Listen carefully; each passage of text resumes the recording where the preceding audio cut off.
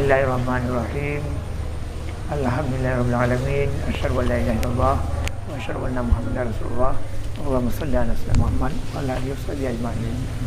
Ini perlu kita riwayat tentang Kesultanan Daulat yang ada di Aceh Selatan, yang ada di Sulu Salam, Singkil. Kesultanan Daulat di bawah Sultan Iskandar Muda. Sultan Daulat. Sultan Daulat punya anak Raja Harun. Harun cakal bakal jadi raja di Padang. Raja Harun itu kawin dengan anak seorang tokoh yang ada di Padang, anak ulama besar. Sehingga beranak pinak. Kalau kita hitung sekarang, sudah penuh masyarakat Padang dengan keturunan Raja Harun itu. Raja Harun keturunan Sultan Daulat. Sultan Daulat keturunan kerajaan Aceh Darussalam. Ini masalahnya. Apalagi di Padang ada Abdul Muhyi Pamijahan, Abdul Burhanuddin Ulaan, Padang Pariaman.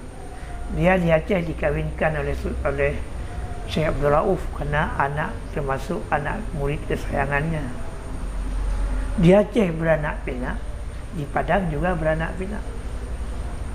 Akhirnya ketika terjadi pengusiran oleh Belanda terhadap masyarakat Padang Pariaman, lalu pergi ke Aceh, ke Sultan Daulat. Ramai-ramai pergi. Yang dikatakan oleh orang Aceh Jamai. Maka sampai sekarang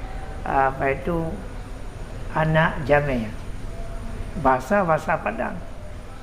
Juga orang itu sesampainya di Aceh bergaul dengan orang Aceh, kawin dengan orang Aceh, orang Aceh kawin dengan orang itu.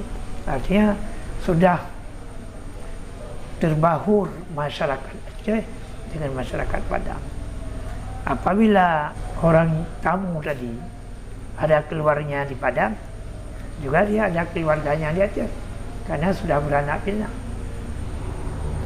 Seperti Syekh Burhanuddin, dia juga kawin di Padang. Di Padang ada anak, beranak pinak. Kalau kita hitung sekarang, di Padang itu sudah penuh masyarakat Aceh.